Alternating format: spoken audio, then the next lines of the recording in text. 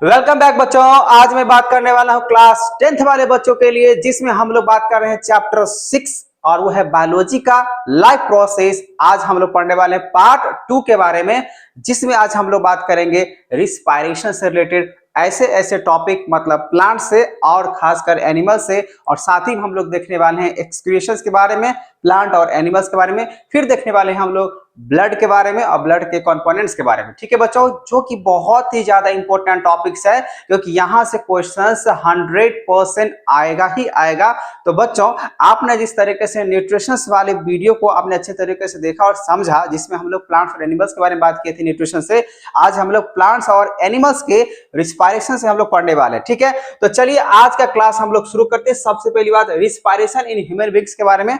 तो इसको कहते क्या है और किस तरीके से हम लोग इसको समझ सकते हैं। रिस्पायरेशन अगर कहें तो एक तरीके से एनर्जी के लिए काम करता है, एनर्जी फॉर्मेशन का काम करता है। ठीक है, तो रिस्पायरेशन इन्वॉल्व्स, मतलब यहाँ पे रिस्पायरेशन के लिए क्या क्या चीज का अगर बात करें इन्वॉल्व रहेगा, तो गैसेज एक्सचेंज होता है।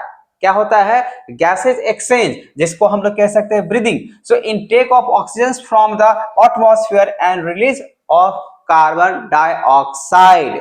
ये आप लोगों को अच्छे तरीके से मालूम है। तो रिस्पायरेशन में क्या क्या चीज का इन्वॉल्वमेंट होता है? ब्रीदिंग का। मतलब यहाँ पे अगर हम लोग ऑक्सीजन लेते हैं उसको बोलते हैं इनटेक, ठीक है ना, और जहां पे कार्बन डाइऑक्साइड को रिलीज करते हैं उसको बोलते हैं एक्सहेल। ठीक है, अब यहाँ पे देखो सेलुलर रिस्पायरेशन अगर बात करें, break down of simple food. जैसे आपने देखा जो हम लोग को न्यूट्रिशन कहां से मिला था? फूड से मिला था। वहां पे फूड जो है बिल्कुल पूरे तरीके से सिंपलर सब्सटेंसेस में पूरे तरीके से डाउन हो गया था, ब्रेक डाउन हो गया था, और वो एक एनर्जी तैयार करने के लिए पूरे तरीके से तैयार था। ठीक है, so to release energy inside the cell, मतलब यहाँ पे जो सेलुलर रिस्पायरेशन, मतलब सेल में होने वाले रिस्पायरेशन, ब्रीदिंग की बातें करने वाले हैं। ठीक है, जिसमें फूड जो है पूरे तरीके से सिंपल तरीके से ब्रेक हो चुका है। अब यहाँ से एनर्जी की जो बात कहने वाले हैं, बात बनने वाले हैं, इसको हम लोग आगे की ओर ले जाते हैं। तो break down of glucose by various pathways, तो जो ब्रेक डाउन हो चुका था कार्बोहाइड्रेट, या जिसको हम कह सकते हैं स्टार्च के रूप में हो चुका था, प्रोटीन जो एमिनो एसिड्स के बारे में हो चुका था, फैट जो फैटी एसिड या ग्लिसरीन में हो चुका था, अब वो सब एनर्जी पूरे तरीके से अब माइटोकॉन्ड्रिया के द्वारा आगे की ओर प्रस्थान करेगा। उसका आगे की जो है ना जो काम है वो शुरू होगा, तो पाथवे है। ठीक है, the first step in the breakdown of glucose, जो कि 6 कार्बन मॉलिक्यूल्स के साथ इनटू 3 कार्बन मॉलिक्यूल्स के साथ, जिसको हम कह सकते हैं पैरावेट बोल सकते हैं। और ये पैरावेट के साथ ये एक तरीके से जगह लेगा, जिस जगह पे ये आगे जो कैरी करेगा, ये अलग अलग जगह पे जाने की कोशिश करेगा, एनर्जी फॉर्म करने की कोशिश करेगा, उसको बोलते हैं साइटोप्लाज्म। इसको और अच्छे तरीके से समझे, क्योंकि यहां से क्वेश्चन आपका आता है जो पैरावेट क्या होता है। ठीक है ना, इसमें किस प्रकार के काम होता है, तो हम बोलेंगे यहाँ पे जब breakdown of glucose by various pathway, जो ग्लूकोज है जिसको हम लोग तरीके से हम लोगों ने सीखा, जो कार्बोहाइड्रेट किसमें कन्वर्ट होता है?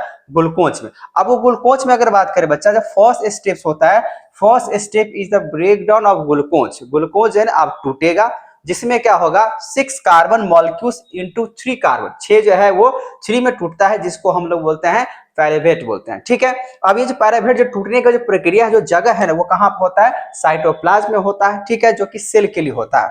दे पैरावेट में बी कन्वर्टेड इनटू इथेनॉल, ये जो होगा, जो टूटेगा पैरावेट, ठीक है ना, जो साइटोप्लाज्म में, ये बोला गया एक तरीके से या तो इथेनॉल में होगा, और साथ ही साथ है ना कार्बन डाइऑक्साइड में हो सकता है, which take place in yeast during the fermentation.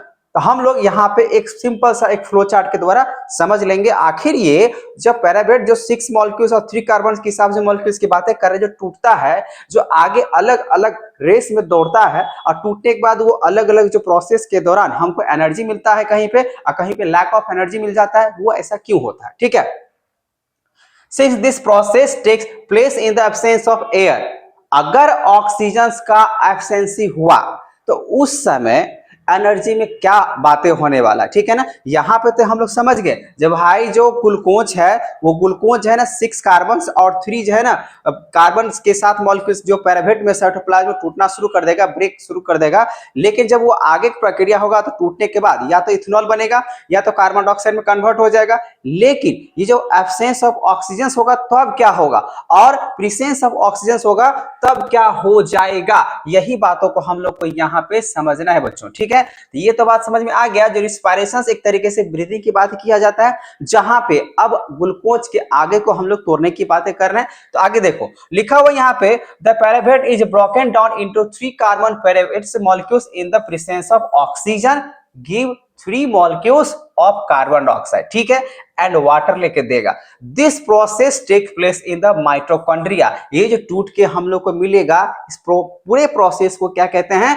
Mitochondria कहते हैं, ठीक है। Since this process take place in the presence of oxygen is called aerobic respiration. ध्यान से सुने बच्चा, यहां से आपका जो है ना ऑब्जेक्टिव क्वेश्चंस या तो 2 मार्क्स के क्वेश्चन में यहां पर डिफरेंस करने के लिए आएगा, वो ये जो यहां पे जो 3 कार्बन मॉलिक्यूल्स जो लेके आगे टूटेगा, ये पूरे प्रोसेस को टूटने को कहां से टूटेगा? उस जगह क्या है? उस जगह का नाम क्या है? जहां पे प्रोसेस होगा, जहां पे प्रोसेस होगा, जहां पे पूरे तरीके से उस जगह का नाम है माइटोकॉन्ड्रिया। तो माइटोकॉन्ड्रिया एक तरीके से पावर हाउस माना जाता है, ठीक है ना, तो वहां पर टूट जाएगा। तो since this process take place in the presence of oxygen, और ये टूटेगा, ये किसके प्रेजेंस में टूटेगा? ऑक्सीजन के प्रेजेंस में। और ये पूरे प्रोसेस को जो ऑक्सीजन के साथ ब्रेक होता है उसको क्या कहते हैं? एरोबिक रिस्पायरेशन, ठीक है। अब यहीं पे इसका ठीक उल्टा अगर हम लोग आगे चल के अगर देखें तो ध्यान सुने, the pyruvate is converted into lactic acid. ये लैक्टिक एसिड में कब कन्वर्ट हो जाएगा? जैसे हम लोगों ने यहाँ पे देखा, जो 6 कार्बन मॉलिक्यूल्स और 3 कार्बन मॉलिक्यूल जो पैरावेट के साथ जो कन्वर्ट होता है, मान लीजिए जब ये कन्वर्ट हुआ, उस कन्वर्ट के दौरान अगर लैक्टिक एसिड आ रहा है, when there is a lack of oxygen, ये लैक्टिक एसिड तभी बन सकता है जब उस सेल में, उस प्रोसेस के दौरान जब ऑक्सीजन का एब्सेंसी हो, मतलब ऑक्सीजन नहीं मिलने वाला, एब्सेंस, ठीक है। So which is also 3 carbon molecules, so this buildup of lactic acid in our muscles during a sudden activity causes cramp. तो यहाँ पे आपने देख लिया, लैक ऑफ ऑक्सीजन, एब्सेंस की बात नहीं कर सकते यहाँ पे, लैक मतलब कमी, ऑक्सीजन की कमी की वजह से, पूरे तरीके से एब्सेंस नहीं है, लैक। यहाँ जो क्रैम्प जो आता है ना, वो आता है लैक की वजह से, पूरे एब्सेंस का मतलब पूरे तरीके से नहीं। लेकिन यहाँ पे अगर बोल दिया कि लैक मतलब थोड़ा बहुत है, पूरे तरीके से यहाँ पे खत्म नहीं हुआ, तो लैक अगर होता है ऑक्सीजन का, कभी कभी आप देखिएगा जो आपके पैर में या कहीं पर जिसको बोलते हैं अपने भाषा में क्रैम्प आ जाना, वैसे क्रैम्प इंग्लिश वाला बोल सकते हैं। तो जब क्रैम्प आने की बात है कि चलने फिरने में दिक्कत हो, ठीक है, जब आपको जो है ना पैर को बांधने जैसे ना बता जाए, ठीक है ना, बहुत ज्यादा दर्द आ जाए, इसका मतलब ये हुआ वहां पे आपका ऑक्सीजन की कमी था, ठीक है ना। अब इसी वजह से वहां पे ऑक्सीजन की कमी मतलब क्या? जहां पे एक लैक्टिक एसिड जो है ना बन जाता है, तो वही लैक्टिक एसिड की वजह से क्या होता है? क्रैम्प आना शुरू हो जाता है, ठीक है। ये तो था जो कि लैक ऑफ ऑक्सीजन। अब यहाँ पे आगे चलो बच्चा, अब इस पूरे प्रोसेस को हम लोग देखने वाले हैं, the whole process of breakdown of glucose is show down. यहाँ बिलो के हिसाब से देख लेते हैं। देखो इसको समझ जाना, क्योंकि यहाँ से क्वेश्चन 100% आपका बनता ही बनता है। लिखा हुआ ग्लूकोज का जब 6 कार्बन मॉलिक्यूल्स आपने लिया, साइटोप्लाज्म में ले गया, अब जैसे टूटा 3 कार्बन मॉलिक्यूल साथ में एनर्जी लेके बनाना शुरू कर दिया साइटोप्लाज्म के साथ। अब आगे यहाँ पे 3 बातें होगा, एब्सेंस ऑफ अगर ऑक्सीजन होता है ईस्ट में, तो बोला इथेनॉल मिलेगा, साथ में आपको कार्बन डाइऑक्साइड और एनर्जी मिल जाएगा, जो कि 2 कार्बन मॉलिक्यूल्स के साथ टूट के आता है, ठीक है। अब जहां पे लैक ऑफ ऑक्सीजन अगर होता है, लैक ऑफ ऑक्सीजन जो कि कहां पर ऑक्सीजन की कमी होता है? मसल्स में होता है, ठीक है। लैक ऑफ ऑक्सीजन मतलब एब्सेंट नहीं है, लैक है, कमी है, जिसके वजह से क्या आपको आ जाता है? एक लैक्टिक एसिड और साथ में एनर्जी फॉर्म होना शुरू हो जाता है। और ये तो था एब्सेंस, मतलब ऑक्सीजन नहीं है, तो नहीं होने की वजह से इथेनॉल जो कि ईस्ट के हिसाब से बन जाता है, ठीक है ना, जो कि अल्कोहल भी बोल सकते हैं तरीके से, इथेनॉल इज अल्कोहल। उसके बाद आगे आपको क्या मिलने वाला है? Carbon dioxide. लेकिन बच्चा जब आप प्रेजेंस ऑफ ऑक्सीजन की बात करते हैं, जो माइटोकॉन्ड्रिया में आपको एनर्जी फॉर्म करके देता है, तो वहां पे निकल के आता है आपके साथ कार्बन डाइऑक्साइड प्लस वाटर और एनर्जी आपको निकल के आएगा। तो पूरे प्रोसेस को जो फ्लो चार्ट दिया गया, प्लीज इसको अच्छे तरीके से याद कर ले, समझ ले, क्योंकि यहां से क्वेश्चंस आएगा। जब हम ग्लूकोज को 6 कार्बन मॉलिक्यूल्स के साथ तोड़ते हैं तो साइटोप्लाज्म टूटेगा, और साथ में जो है पैरावेट कार्बन 3 मॉलिक्यूल के साथ एनर्जी लेके यहाँ पे 3 बातें होगा, absence of oxygen, lack of oxygen, और तीसरा होता है आपका प्रेजेंस ऑफ ऑक्सीजन। तो इसके प्रोडक्ट जो है आपको क्या क्या निकल के आना चाहिए, ये आपको याद रखने हैं, ठीक है, जो कि मैंने इसको एक तरीके से बुक में भी दिया गया इस तरीके से, ठीक है। यहाँ पे यही बात को मैंने इस तरीके से लिखा है भाई, ध्यान सुन लो, the energy release during the cellular respiration, cell में जो रिस्पायरेशन होती है उसकी बात कर रहा हूं, immediately use to the synthesize and molecules called ATP. ठीक है, एंडोसाइन ट्राइफॉस्फेट कहते हैं। एटीपी का फुल फॉर्म क्या होता है? एंडोसाइन ट्राइफॉस्फेट होता है। So which is use to the fuel, जो कि एक तरीके से फ्यूल्स तक की तरह, फ्यूल्स की तरह, एटीपी जो होता है एक फ्यूल्स की तरह, शरीर के लिए, सेल्स के लिए एक फ्यूल्स की तरह काम करता है। ठीक है, सो जितने भी एक्टिविटीज होगा बच्चा वो सब किस में होता है? सेल में होता है। ठीक है, so in these process ATP is broken down giving rise to a fixed amount of energy. और यही एटीपी जो है हमारे शरीर में, सेल में एक फिक्स्ड अमाउंट में क्या देता है? एनर्जी देता है। ठीक है, अब यही एनर्जी क्या करेगा? Can drive endothermic reactions are taking place in the cells, और जो कि एक तरीके से एनर्जी को जो है ना देने का काम करता है। ठीक है, ये बात समझ में आ गया? तो ये होता है आपका एटीपी का काम, adenosine triphosphate. The rate of breathing in the aquatic organism, जैसे इसको ध्यान समझो, ये तो समझ में आ गया सर, एंडोथर्मिक रिएक्शंस की वजह से ऐसा होता है सेल। ठीक है, और एटीपी क्या होता है? जो एक फिक्स्ड अमाउंट में हम लोग को शरीर में अगर कहें, बॉडी में, सेल में एक एनर्जी को प्रोवाइड करता है। ठीक है, अब यहाँ पे क्वेश्चंस, यहाँ से 2 मार्क्स का ये उठ के आता है, 2 मार्क्स क्वेश्चंस ये आएगा, जो भाई जो एक्वाटिक्स, जो पानी में जो जितने भी स्पीसीज रहते हैं खासकर, उसका जो ब्रीदिंग रेट होता है एज कंपेयर जो आपका लैंड सरफेस पे रहेगा, ठीक है, जो टेरेस्ट्रियल ऑर्गेनिज्म होता है उसके कंपेयर में क्यों उतना फास्ट होता है, क्यों उतना स्लो होता है। ठीक है ना, तो आप देखो, ध्यान सुनो, लिखा है the rate of breathing in the aquatic organism is much faster than that seen in the terrestrial organism. क्यों होता है? Because the amount of dissolve oxygen is fairly low compare to the amount of oxygen in the air.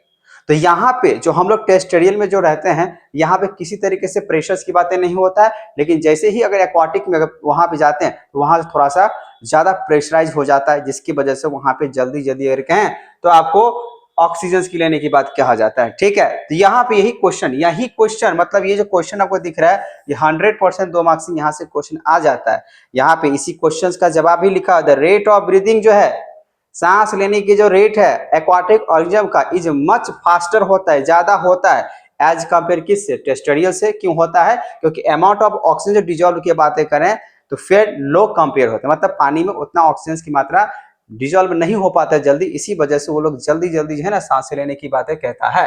ठीक है, जैसे आप लोग नहाने के लिए अगर पानी में अगर स्विमिंग करने के लिए जाओगे तो आपको तुरंत जो है ना उतना ऑक्सीजन मिलने की चांस नहीं रहता है, इसीलिए हम लोग क्या करते हैं, जल्दी जल्दी वहां पे सांसें लेते हैं, क्योंकि देखिए टेरेस्ट्रियल में तो पूरी तरीके से डिजॉल्व आसान से हो सकता है। ठीक है, अब यहाँ बच्चा इसको ध्यान से देखो, टाइप्स ऑफ रिस्पायरेशन। तो टाइप्स ऑफ रिस्पायरेशन कितने तरीके से? 2 टाइप्स को होते हैं। ठीक है, जो कि मैंने अभी डिस्कशन किया, क्या होता है इसको थोड़ा सा और डिटेल में समझ लेते हैं। बोला गया aerobic respiration take place in the presence of oxygen, जो ऑक्सीजन के प्रेजेंसी में होता है उसको बोलते हैं एरोबिक रिस्पायरेशन। जो एब्सेंस ऑफ ऑक्सीजन हो गया, एब्सेंस नहीं, लैक नहीं बात कर रहे हैं, एब्सेंस की बात कर रहे हैं। ठीक है, और ये जो एरोबिक रिस्पायरेशन होता है बच्चा, वो होता है माइटोकॉन्ड्रिया में, और ये होता है साइटोप्लाज्म में होता है। ठीक है, उसके बाद यहाँ पे जो इसका एंड प्रोडक्ट होता है, आएगा क्वेश्चन यहां से आता है, जो एरोबिक रिस्पायरेशन का एंड प्रोडक्ट क्या है? 100% क्वेश्चन ऑब्जेक्टिव्स में आता है। जो भाई एंड प्रोडक्ट जो अगर बात करो वो क्या है, किसका? एरोबिक रिस्पायरेशन का, तब कहिएगा कार्बन डाइऑक्साइड और वाटर होता है। ठीक है, और इसका एंड प्रोडक्ट जो होता है वो अल्कोहल या लैक्टिक एसिड भी कह सकते हैं। ठीक है, more amount of energy is release, जो एरोबिक रिस्पायरेशन होता है ना सबसे ज्यादा आपको एनर्जी रिलीज करता है। और यहाँ पे एनारोबिक रिस्पायरेशन में जबकि ऑक्सीजन का एब्सेंसी होता है, थोड़ा अमाउंट जो है ना एनर्जी रिलीज करने का कम होता है। तो ये रहा बच्चा आपका डिफरेंस, जो कि आपको 100% याद कर लेना है, क्योंकि मैं आपको रिविजन करा रहा हूं थोड़ा फास्ट, इसीलिए आपको अच्छे तरीके से जो मैं बात कह रहा हूं, जहां से क्वेश्चंस बनते हैं मैं उसका बात कर रहा हूं, उसको आपको ध्यान से समझना होगा और देखना पड़ेगा। ठीक है, चलिए आगे समझते हैं हम लोग ह्यूमन रिस्पिरेटरी सिस्टम के बारे में। तो अब ये ह्यूमन रिस्पिरेटरी सिस्टम क्या होता है, थोड़ा सा इसका पिक्चर्स देख लिया जाए।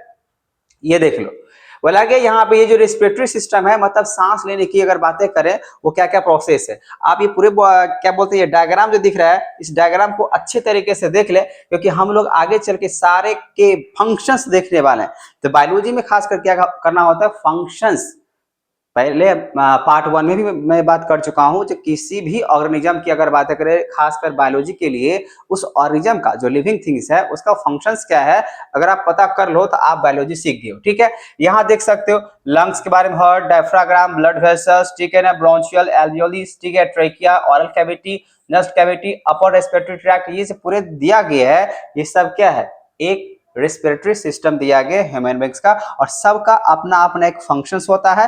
क्योंकि ह्यूमन बींग्स की बातें करें बच्चा, जो हम लोग हैं उसमें क्या होता है, मल्टी सेलुलर ऑर्गेनिज्म होता है। ठीक है, यहाँ पे अपने बुक के हिसाब से देख सकते हो, यहाँ पे आपको दिख रहा होगा, ठीक है, ब्रोंची, ब्रोंचियस, जितने भी चीजें हैं हम लोग एक एक करके समझने वाले। देखिए, इसको सिंपल से भाषा में अगर समझाएं तो पहले नस्ल पास है, जो नाक से बातें करते हैं, तो नाक से अगर मान लीजिए ऑक्सीजन जो हवा है आपको यहाँ पे आएगा, माउथ कैविटी के द्वारा भी जाता है। ठीक है ना, माउथ से भी तो हम लोग सांसें ले सकते हैं। जैसे ये दोनों यहाँ पे आएगा, दोनों मिल जाता है। मिलने के बाद क्या होगा, यहाँ पे होता है फेरेनेक्स। तो फेरेनेक्स की अगर बातें करें, एक तरीके से होता है आपका एयर पासेज पाथवे होता है, जिसको हम लोग विंड पाइप बोल सकते हैं। और ये जो विंड पाइप है इस तरीके से, जिसको फेरेनेक्स बोलते हैं, और यहाँ पे आपको इन्वॉल्व होता है लेरिनेक्स, एक तरीके से वोकल कॉर्ड होता है जो कि आवाज के लिए होता है। ठीक है ना, अब ये जो होता है लेरिनेक्स की जो बातें करें, ये एक पाथवे तैयार करता है जो सीधा जो है ना आपको लंग्स में जो है ना एक पास करता है। ठीक है, और उसके आगे यहाँ पे जो ब्रोंचियस भी एक तरीके से एंड पाथ होता है, जो कि एयर यहाँ से पहुंचता है। ठीक है, अभी अलग अलग जो देख रहे हैं यहाँ पे, सब में एक तरीके से कह सकते हैं एयर का पास होना, क्योंकि हम लोग रेस्पिरेटरी सिस्टम के बारे में बात कर रहे हैं, जो किस तरीके से ह्यूमन बींग्स रिस्पायर करते हैं, और जो सेल्स होते हैं पूरे बॉडी में उसको किस तरीके से ऑक्सीजन मिलता है, इसी को हम लोग पढ़ने जा रहे हैं। ठीक है ना, ठीक जैसे सिर्फ ये नहीं जो लंग्स के द्वारा हम लोग सांसें लेते सिर्फ लंग्स की ही बातें करेंगे, ऐसा नहीं है। यहाँ पे आपको देखना पड़ेगा जो उसके लंग्स के अंदर में भी जो पूरे तरीके से पाथवे बना हुआ है, जो पूरे बॉडी में ऑक्सीजन को पहुंचाने का, उसका मैं बात कर रहा हूँ। ठीक है, तो सबसे पहली बात यहाँ पे हम लोग समझ लेते हैं, ये नॉस्ट्रिल, जैसे कि मैंने आपको पिक्चर दिखाया, क्या होता है passage of air through the respiratory system. सबसे पहला है नॉस्ट्रिल, तो नॉस्ट्रिल मतलब नाक, इसमें क्या होता है, air is taken into the body. ठीक है, नस्ल पैसेज, नस्ल पैसेज मतलब वही हम लोग बोल सकते हैं, it is a channel for air flow through the knows. तो नोज के द्वारा जो एयर फ्लो होता है उसी को बोल सकते हैं नस्ल पैसेज। अब उसके बाद है आपका आएगा nasal cavity, it is a line and with the hairs mucous membrane. नाक में एक तरीके से जो हेयर्स होते हैं उसको म्यूकस मेम्ब्रेन बोलते हैं, और ये जो म्यूकस मेम्ब्रेन की बातें करें, ये डस्ट से बचाता है। So it warms moistures and filter air before it reaches the lungs. इसमें इसका जो काम होता है, नस्ल कैविटी का जो काम होता है, जो खासकर एक हेयर की बातें कह रहा, म्यूकस की बातें कर रहा है, जो नाक में होती है, उसका मेन काम होता है फिल्टर करना, और फिल्टर करके सही तरीके से जो है ना आपको अच्छा हवा लंग्स की तरफ पहुंचाने का काम करता है। उसके बाद हम लोग बात करते हैं फेरेनेक्स के बारे में। बोला गया it contains rings of cartilage which ensure that their air passage does not collapse. ये एक ऐसा कार्टिलेज होता है, ठीक है ना, फेरेनेक्स के हिसाब से ये रिंग्स जो कि ट्रेकिया की तरह दिखता है, वो कार्टिलेज की तरह दिखता है, इसका इंश्योर कर लेता है जब सही तरीके से हवा एयर पास हो रहा है कि नहीं, किसी तरीके से कोलैप्स हो भी रहा है। ठीक है, उसके बाद बोला गया यहाँ जो लेरिनेक्स आप देख रहे बच्चा, ये बोला गया it houses the vocal cords, जैसे कि मैंने बताया जो आवाज होता है, साउंड के लिए होता है वोकल कॉर्ड। ठीक है, and manipulate pitch and volume, जो हम लोग बातें बोल रहे हैं ना, जैसे आप मेरा बात आवाज जो सुन रहे हो, इसमें वोकल कॉर्ड का जो काम होता है, जैसे एयर बिना पासेज हुए तो कोई आवाज तो निकल ही नहीं सकता है, क्योंकि आप लोग जूनियर क्लास में पढ़े होंगे जब भाई साउंड जो ट्रेवल करेगा उसके लिए एयर तो चाहिए। अब जब हम लोग सांसें ले रहे हैं फेरेनेक्स के द्वारा, और लेरिनेक्स जो एक तरीके से वोकल कॉर्ड पे पड़ रहा है, तो वो आवाज को सही तरीके से एक डायरेक्शन मैनिपुलेट करके बताता है। बिना एयर पासेज किए हुए हम लोग कोई बातें बोल ही नहीं सकते। अब नाक को क्लोज कर लो, मुंह को क्लोज कर लो, और फिर बोलने की अगर कोशिश करो, अच्छा मुंह क्लोज करो तो बात तो निकलेगा नहीं। अब नाक क्लोज करके अगर देखोगे तो सही तरीके से आवाज क्लियर नहीं हो पाएगा। ठीक है, इसके लिए क्या है ना, ये आपको एक तरीके से मैनिपुलेट करता है, विच इज एसेंशियल फॉर फोनोटेशन। यही है फोनोटेशन मतलब उच्चारण। ठीक है ना, तो फोनोटेशन बोला गया यहाँ पे, it also called voice box, आवाज। ठीक है, आवाज ही तो फोनेटिक्स कहलाता है। ट्रेकिया की अगर बात करें बच्चा, तो बोला गया pharynx split into trachea and oesophagus, जो कि एसोफेगस एक फूड पाइप होता है, वहां जाकर स्प्लिट हो जाता है, और इट कनेक्ट्स द लेरिनेक्स या voice box to the bronchi of the lungs. और यहां से होता है जो आपने देखा, जो फूड पाइप या विंड पाइप आएगा, फिर ब्रोंची, और उसके बाद लंग्स में जाके स्प्लिट हो जाते हैं। लंग्स में आपको पूरे तरीके से क्या होता है, स्प्लिट हो जाता है। जैसे कि आप यहाँ पे देख सकते हो, जैसे लेरेनेक्स हुआ और यहाँ से आने के बाद ये पूरे जो लंग्स दिख रहा है पूरे तरीके से ये ब्रोंचियस, ब्रोंचियोल्स, एल्वियल, सैक, डायफ्राग्राम जितना भी देख रहे हैं इस सब में जा क्या होता है, स्प्लिट हो जाता है, डिवाइड हो जाता है, बढ़ जाता है। ठीक है, ये होता है ट्रेकिया के हिसाब से।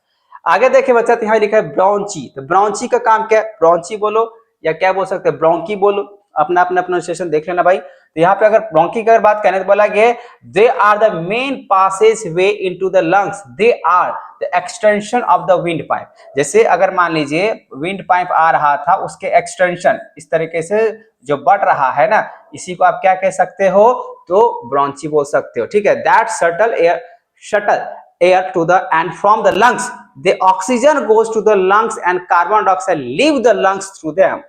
मतलब इसका काम है भाई सिर्फ ऑक्सीजन ही पास हो सके। ठीक है ना, ऑक्सीजन पास होने के बाद यहाँ पे अगर किसी प्रकार का कार्बन डाइऑक्साइड है उसको छोड़ने की बात कहा जाता है। ठीक है, और ब्रोंचियल्स की अगर बात करें तो बोला गया ब्रोंची गेट्स स्मॉलर, अब धीरे धीरे पतला, बहुत पतला। जैसे मान लीजिए इस तरीके से लंग्स से आया, ठीक है ना, विंड पाइप आया और उसके बाद है ना लंग्स में पूरे तरीके से बिखर गया। अब बिखरने के बाद इस तरीके से अब छोटा छोटा पूरे तरीके से धागा की तरह, ठीक है, धागा की तरह इस तरीके से है ना बनना, स्प्लिट होना शुरू हो जाता है। तो आप यहाँ पे कह सकते हो ये जो दिख रहा है छोटा छोटा ना इस तरीके से, यही होता है bronchioles. Bronchi get smaller when they reaches closer to the lungs, जैसे जैसे लंग्स के करीब आएगा, देखो यहाँ से विंड पाइप थोड़ा मोटा चला, ब्रोंचियल्स भी थोड़ा मोटा है, और जैसे जैसे ये नजदीक पहुंचेगा कहाँ पे, लंग्स के पास, लंग्स के पास, ठीक है ना। अब लंग्स के पास जैसे ही अगर पहुंचेगा, क्योंकि देखिए सडनली अगर एक के बार अगर मान लीजिए मोटा अगर मतलब एयर पासेज अगर होगा लंग्स में,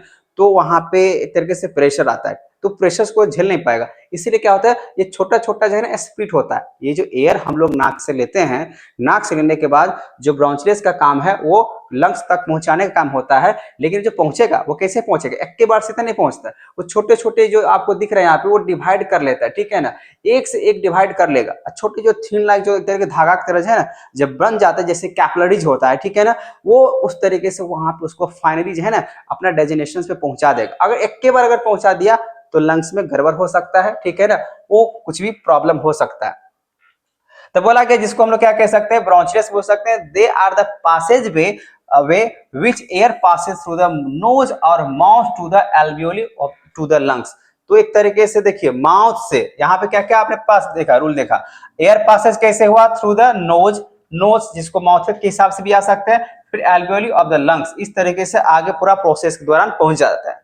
एल्वियोली का काम क्या है, तो दे आर स्मॉलर ट्यूब्स, जैसे कि मैंने अभी बताया आपको, जो इस तरीके से विंड पाइप आया, ब्रोंची आया, पहुंचाने का काम किया, और जो छोटा छोटा पहुंचने का जो काम करता है उसको बोल सकते हैं एल्वियोली, जो कि फाइनली जो है terminate in the valued like a structure which are called alveoli. They are allow oxygen and carbon dioxide move between the lungs and blood stream. ये फाइनल डेजिनेशन है, ये फाइनल कहेगा ठीक है भाई ब्रोंची लेके आया, ब्रोंचियल्स की तरह अलग अलग स्प्लिट किया, और एल्वियोली बोला ठीक है अब लंग्स में हवा को, एयर को, ऑक्सीजन को पहुंचा देते, क्योंकि अब किसी तरीके से फिल्टर करने की जरूरत नहीं है, क्योंकि हम लोग ट्रेकिया के थ्रू, विंड पाइप के थ्रू हमने एयर को लाया, ब्रोंची में पहुंचाया, ब्रोंची क्या किया, ब्रोंचियल्स में डिवाइड कर दिया। ठीक है, इसको इस तरीके से समझ सकते हो, जैसे एयर, एयर आया, ठीक है ना, अब एयर जो है एक तरीके से ब्रोंची में पहुंच गया। अब ब्रोंचियस में पहुंचने के बाद अगर कहें तो ब्रोंचियल्स में पहुंच गया, ठीक है। अब ब्रोंचियल्स में पहुंचने के बाद अलग अलग तरीके से स्प्लिट हुआ, और उसमें आता है एल्वियोली, और एल्वियोली के हिसाब से अगर बात करें तो एल्वियोली जो फाइनल, जो एल्वियोली बोला गया है वो फाइनली जो है ना वो लंग्स को अलाउ कर देता है, जब भाई अब ठीक ठाक है, अब आराम से जा सकते हो। तो लंग्स में फाइनल जो है ना एल्वियोली के बाद ही वो जाने वाला है, उसके बाद ब्रोंची, ब्रोंचियल्स, फिर एल्वियोली, क्योंकि धीरे धीरे जो है ना एयर स्प्लिट होते चला जाता है तब वहां पहुंचेगा। तो जो भी डस्ट पार्टिकल्स है ब्रोंचियल्स, या यहाँ पे एक और भी बात आप ऐड कर सकते हो, यहाँ पे एक आ जाएगा आपका वही फेरेनेक्स की बातें करें या विंड पाइप की बातें करें, वो जो कि बीच में आता है, वो उसके बाद इतने प्रोसेस के बाद हम कह सकते हैं अच्छा इतना ही प्रोसेस वैसे नहीं होता है, लेकिन एक तरीके से हम लोग सीखने के पर्पज से बोल देते हैं, जो यहाँ तक पहुंचने के लिए इतने प्रोसेस के बाद एयर फाइनली लंग्स में पहुंचता है। अब सोचो कितना थीन, देखो यहाँ पे मैं आपको दिखाने की कोशिश कर रहा हूं कि कितना ज्यादा थीन जो है ना पूरे तरीके से बना हुआ था, बहुत ज्यादा थीन। ये जो आपको दिख रहा है इसमें दिख भी नहीं रहा होगा, ये थीन बहुत ज्यादा छोटा छोटा जो है पतला डिवाइड हो जाता है और तब पहुंच पाता है लंग्स में। ठीक है, तो इस तरीके से हम लोग को एयर जो है ना पहुंच जाता है, ऑक्सीजन पहुंच जाता है लंग्स में। ठीक है, अब आते हैं ब्लड कैपिलरीज। तो बोला कि they are the sites of the transfer of oxygen and other nutritions from the blood stream. जैसे कि मैंने बताया आपको यहाँ पे, ये तो ठीक है एल्वेओली में पहुंच गया। They allow oxygen and carbon dioxide move between lungs and blood stream. अभी ब्लड स्ट्रीम में भी ऑक्सीजन, क्योंकि भाई शरीर में जो ब्लड जो पूरे तरीके से ट्रांसपोर्टेशन एक जगह से दूसरी जगह घूम रहा है वो ऑक्सीजन से लेकर घूम रहा है कि नहीं है। अब बाकी बात यूज होने के बाद वो डी ऑक्सीजनेट में कन्वर्ट हो जाता है वो अलग बात है, लेकिन ब्लड जो पूरे तरीके से सर्कुलेट हो रहा है बॉडी में वो किसके वजह से, ऑक्सीजन की वजह से। और जब वो ऑक्सीजन की वजह से हो रहा है तो ऑक्सीजन जो हम लोग ले रहे हैं नाकों के द्वारा, नॉस्ट्रिल के द्वारा, फेरेंक्स के द्वारा, विंड पाइप के द्वारा, तब वो ब्रोंची ब्रोंचिलियस फिर एल्वेओली, तब फाइनली जो लंग्स में पहुंचता है।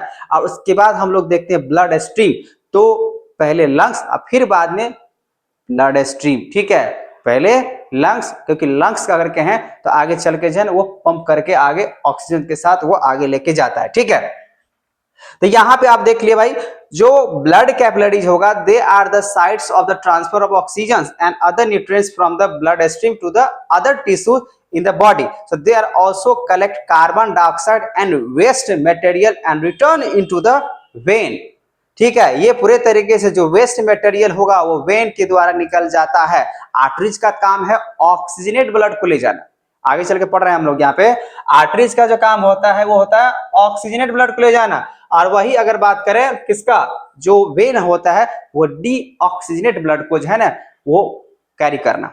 समझ में आया बात। अब चलो बच्चे, यहाँ पे एक छोटा सा टॉपिक है, वो है मैकेनिज्म ऑफ ब्रीदिंग। तो ब्रीदिंग का यहाँ पे मैकेनिज्म क्या है, तो बोला कि इनहेलेशन, इनहेलेशन किसको बोल सकते हैं, during inhalation the thyroid cavity, chest cavity expand करता है कि नहीं करता है। जैसे अगर हम लोग सांसें अगर ले रहे हैं तो चेस्ट कैविटी क्या करता है, एक्सपेंड करता है, और सब सांसें छोड़ते हैं तो वो पूरे तरीके से रिलैक्सेशन में आ जाता है। ठीक है, सो थायरॉइड कैविटी कॉन्ट्रैक्ट्स बोला गया, रिप्स बोला गया लिफ्ट हो जाता है। रिप्स जो छाती जिसको बोल सकते हैं, इसको बोल सकते हैं रिप्स। ठीक है, ये क्या हो जाता है, लिफ्ट की ओर जाएगा, और ये जो मूव डाउन हो जाता है जब सांसें छोड़ते हैं तब, जब एक्सेलेरेशन होता है तब। ठीक है, diaphragm become flat in shape हो जाता है। जैसे ही हम लोग सांसें लेते हैं, ऑक्सीजन लेते हैं, वहां पे जो डायफ्राग्राम होता है, डायफ्राग्राम मैंने आपको दिखा दिया, जो कि एक तरीके से लंग्स को क्या करता है, सपोर्ट करता है। यहाँ पे डायफ्राग्राम आपको दिख रहा होगा। ठीक है ना, ये जो डायफ्राग्राम है सांसें लेने और छोड़ने के लिए एक सपोर्टिव है। ठीक है ना, इस तरीके से यहाँ पर जो दिख रहा है ये एक सपोर्टिव होता है, सपोर्ट करता है, और ये लंग्स को है ना सांस लेने के लिए, ऑक्सीजन लेने के लिए यहाँ पे क्या करता है, ध्यान रखता है एक तरीके से कि या तो हेल्प करता है। ठीक है, अब यहां बोला गया डोम शेप। डोम शेप कैसा होता है, डोम शेप लिखा यहाँ पे एक्सेलेरेशन जैसे होगा, सांसें जैसे छोड़ेंगे, तो डोम शेप का मतलब होता है गुंबद शेप का हो जाता है। ठीक है ना, इस तरीके से हो जाएगा। Volume of lungs increase and air इंटर्स, इसमें वॉल्यूम जैसे इंक्रीज करेंगे तो भी तो ऑक्सीजन आ पाएगा, ऐसे बोला गया डिक्रीज हुआ ऑक्सीजन निकल जाएगा, एग्जिस्ट कर जाएगा। ठीक है, ये यहां से आप देख लेना बच्चा, यहां से आप देख लेना, यहां से 1 से 2 मार्क्स क्वेश्चन इनहेलेशन और एक्सेलेरेशन का आने के चांस रहता है, लेकिन बहुत कम।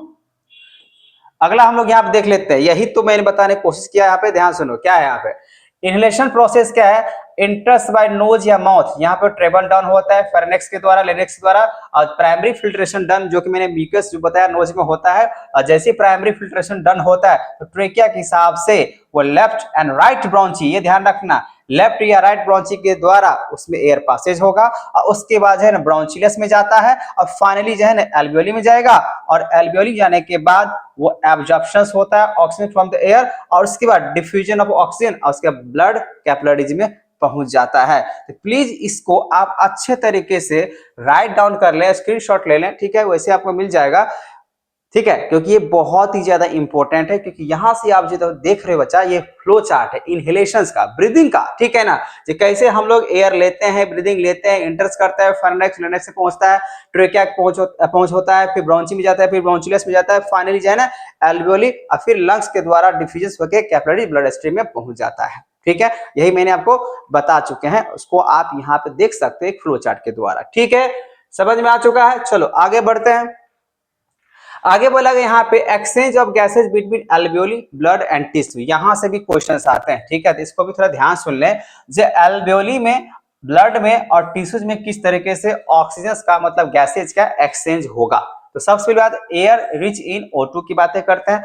एयर मतलब क्या, हम लोग अपना सांस लेने की बात करें, ब्रीदिंग लेने की बात करें तो ऑक्सीजन की बात करेंगे ना, ठीक है। So reaches the blood which combines with the, बोला यहाँ पे हेमोग्लोबिन इन आरबीसी। तो हेमोग्लोबिन खासकर अगर देखा जाए बच्चा, लगभग में 12 से लेकर 15 के रेंज में होता है, लेकिन हम लोग को नॉर्मल जो है ना शरीर के लिए वही 12 तक कम से कम रहना चाहिए, ठीक है। इससे कम रहता है हेमोग्लोबिन की कमी। अब यहाँ पे आते हैं, बोला गया haemoglobin in RBC O2 is release in एल्वेओलर tissue through the blood vessels. Blood vessels क्या होता है, जहां पे ब्लड की थैला होता है, रखने की बातें कर सकते हैं, जहां ब्लड स्टोर होता है। अब बोला गया CO2 is release in blood and dissolve into carried blood vessels. The carbon dioxide is released in alveolar sac is sent out through the nostril, ठीक है। जो हम लोग सांसें लेते हैं, ठीक है, वो तो कार्बन क्या बोलते हैं ऑक्सीजन तो भाई जो ब्लड में मिल जाता है। अब उसके बाद मान लीजिए जब हम एक्सहेलेशन करते हैं तो नोज के थ्रू, बोला गया एल्वेओलर के थ्रू, वो क्या होता है कार्बन डाइऑक्साइड रिलीज कर जाता है। अब यहाँ पे अगर टेरेस्ट्रियल ऑर्गेनिज्म की बातें करें जो कि हम लोग होते हैं, तो use atmospheric oxygen for respiration. जो इंसान अगर बात करें जो धरती पे रहता है, जो टेरेस्ट्रियल्स है, तो उसके लिए बताया गया यहाँ पे जो एटमॉस्फेरिक प्रेशर्स या एटमॉस्फेरिक में जो भी ऑक्सीजन है उसका यूज करता है। एक्वाटिक ऑर्गेनिज्म की बात करें, use dissolve oxygen for respiration. तो जो डिजॉल्व होता है एक्वाटिक वाल्स में, तो वो वहां पे उसको यूज करता है, ठीक है। अब बोले यहाँ पे रिस्पायरेशन इन प्लांट्स।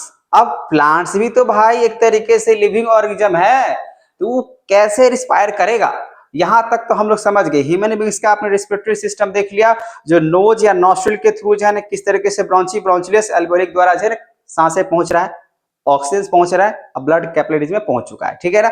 अब यहाँ पे मैं बात कर रहा हूं प्लांट्स के लिए, ठीक है। देखो बोला कि यहाँ पे respiration in plants is simpler than the respiration in animals. बात तो सही है, क्योंकि इंसान का जो रेस्पिरेटरी सिस्टम है वो बहुत ही ज्यादा कॉम्प्लेक्स बना हुआ है। लेकिन अगर हम लोग बात करें यहाँ पे प्लांट्स का, तो प्लांट्स का जो रेस्पिरेटरी सिस्टम है एज कंपेयर एनिमल्स से बहुत ही सिंपल और सरल होता है, क्योंकि इसमें ज्यादा बातें नहीं किया जा सकता है। तो देखो द रिस्पिरेटरी इन एनिमल्स बोला sorry gases exchange occurs through. कहां पे गैसेज एक्सचेंज किया जा सकता है प्लांट में, किसके थ्रू किया जा सकता है। जैसे हम लोग ह्यूमन बींग्स के बारे में बोले हैं, जो भाई नोज के थ्रू, नोस्ट्रिल के थ्रू, ठीक है ना, फेरेंक्स लेरिंक्स के द्वारा। उसके बाद हम लोग देखें लंग्स, मेन तो लंग्स हुआ। लेकिन यहाँ पे अगर देखें तो बोला गया यहाँ पे स्टोमाटा इन लीव्स। तो स्टोमाटा मैंने आपको न्यूट्रिशन के बारे में बताया था कहाँ होता है। फिर बोला गया लेंटिसेस इन द स्टेम्स, जो कि प्लांट में होता है लेंटिसेस। फिर बोला गया general surface of the root. तो सिंपल से भाषा में अगर कहें, अगर मान लीजिए अगर ये प्लांट्स अगर है तो रूट्स के द्वारा हो सकता है। अब उसके बाद जो लीफ होते हैं, लीफ के द्वारा हो सकता है। और उसके द्वारा जो स्टेम होगा, जो स्टेम जो टहनी होनी के, ये तो एक तरीके से मेन ब्रांच इस तरीके से चला जाता है, ठीक है ना, जिसको लोग शूट कहते हैं। तो जो अलग अलग मान लीजिए यहाँ पे कोई आपने प्लांट्स बनाया और उसके बाद ये इस तरीके से जा रहा है। अब यहाँ पे ये स्टेप, अब इसमें मान लीजिए आप कोई पौधे पत्ते बना दीजिए, तो इसके द्वारा लिया जाएगा। फिर यहाँ इसके रूट्स है, इसके द्वारा लिया जाएगा। फिर लेंटिसेल्स होगा जो कि यहाँ पे होता है, इसके द्वारा लिया जाएगा। ये तो लीव्स हुआ, इसके द्वारा और इसके द्वारा, और यहाँ पे 3 जगह है जो कि क्या किया जा सकता है, वो सांसें मतलब रिस्पायरेशन ले सकता है प्लांट्स। तो सबसे पहले यहाँ दिया गया लीफ। तो लीफ में क्या होता है, स्टोमाटा के थ्रू होता है। और स्टेम में क्या होता है, तो लेंटिसेल्स के द्वारा होता है। और जनरल जो सरफेस तो रूट, उसके द्वारा भी रिस्पायरेशन होते हैं, ठीक है। अब यहाँ पे अगर हम लोग देख लें ट्रांसपोर्टेशन इन ह्यूमन बींग्स, तो बहुत ही ज्यादा यूनिक यहाँ से आप कॉन्सेप्ट आने वाला है, और यहाँ से क्वेश्चंस भी आते ही आते हैं, ठीक है। देखो बच्चा, यहाँ बोला गया ट्रांसपोर्टेशन इन ह्यूमन बींग्स। तो ट्रांसपोर्टेशन का मतलब क्या होता है, एक जगह से दूसरी जगह जाना। लेकिन यहाँ पे जो हम लोग ट्रांसपोर्टेशन जो समझने वाले हैं, वो ये ब्लड के बारे में, ठीक है ना। जो ट्रांसपोर्टेशन, जो ब्लड का जो ट्रांसपोर्टेशन होता है एक जगह से जब दूसरी जगह जाता है ना, वो किस तरीके से जाता है और कैसे वो ट्रेवल करता है, ठीक है। तो यहाँ पे चलो देखते हैं। ह्यूमंस बोला गया beings like other multi cellular organism and need regular supply of food. बात तो सही है, जो एनिमल्स होते हैं उसमें ह्यूमन बीइंग्स अगर बात करें, वो भी एक मल्टी सेलुलर वाले एनिमल्स में आते हैं, जिसको जरूरत है एक रेगुलर सप्लाई ऑफ फूड हम लोग को, ठीक है, रेगुलर फूड की सप्लाई की जरूरत है, ऑक्सीजन की जरूरत है, उसके साथ साथ ऐसे बहुत सारे चीजें की जरूरत है, ठीक है। लेकिन बोला कि this function is perform by the circulatory system, और ये जो पूरे तरीके से जो हम लोग को यहाँ पे जो ट्रांसपोर्टेशन होगा ह्यूमन बींग्स के लिए, वो एक सर्कुलेटरी सिस्टम के द्वारा होगा, सर्कुलेटरी सिस्टम के द्वारा होगा, परिसंचरण के द्वारा हो जाएगा। The circulatory system in human beings बोला गया कंसिस्ट ऑफ, अभी जो सर्कुलेटरी सिस्टम है बच्चा, इसमें कौन कौन से बातें को शामिल किया जाता है, तो यहां से भी आपका 2 मार्क्स से क्वेश्चन आएगा, लिखना पड़ेगा। यहाँ पे क्वेश्चन आता है जहाँ पे right the system in human beings जो लिखा हुआ है, तो आपको लिखना पड़ेगा जो सर्कुलेटरी सिस्टम में, ठीक है ना, सर्कुलेटरी सिस्टम में कौन कौन से बातों को शामिल किया जाता है। तो पहली बात यहाँ पे हार्ट, ठीक है ना, मतलब एक पंपिंग ऑर्गन है। हार्ट को हम लोग क्या बोल सकते हैं, एक पंपिंग ऑर्गन है जो मिस्ट लाइक स्ट्रक्चर्स होते हैं, ठीक है ना, जो एक्चुअल हम लोग देखते हैं वैसा होता है नहीं, मिस्ट मुट्ठी की तरह होता है। फिलहाल हम लोग हार्ट को क्या बोल सकते हैं, हृदय को क्या बोल सकते हैं, पंपिंग ऑर्गन, ठीक है। आर्टरीज एंड वेन जो होता है एक ब्लड वेसल्स होता है, आर्टरीज और वेन जो होता है वो ब्लड का थैली हो सकता है, वेसल्स होता है, ठीक है। और ब्लड एंड लिम्फ जो होता है एक मीडियम होता है। जैसे मैंने आपको बताया जो साउंड को ट्रेवल करने के लिए एयर की जरूरत है ना, तो एयर क्या एक मीडियम है, उसी तरीके से हम लोगों को यहाँ पे लिम्फ जो बातें कर रहे हैं और ब्लड का जो काम कर रहा है, तो ब्लड और लिम्फ जो है एक सर्कुलेटरी सिस्टम है जो और भी बातों को और भी चीजों को एक जगह से दूसरी जगह को जो है ना ले जाया जाता है, ठीक है।